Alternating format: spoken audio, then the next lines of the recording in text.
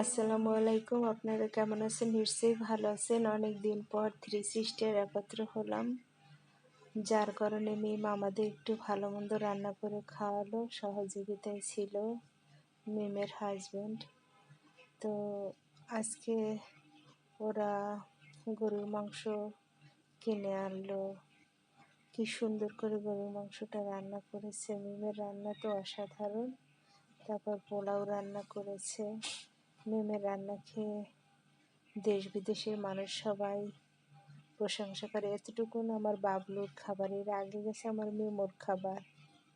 আমার বাবলু বলে আমার এতটুকুন খাবার দেখে মানুষ হাসবে। আমি বললাম ঠিক আছে, তারপরও একটু ভিডিও নেই। এটা হচ্ছে আমার বাবলু সোনার খাবার। আমার বাবলু সোনা বেশি খেতে পারে না, আর এটা হচ্ছে আমার খাবার। এত সুন্দর করে রান্না করেছে। গোস্তের কালারটাই অন্যরকম, মনে হচ্ছে যেন হরিণের গোস্ত।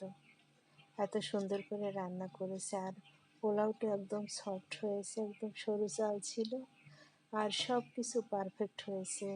গোস্তটা রান্না একদম পারফেক্ট হয়েছে।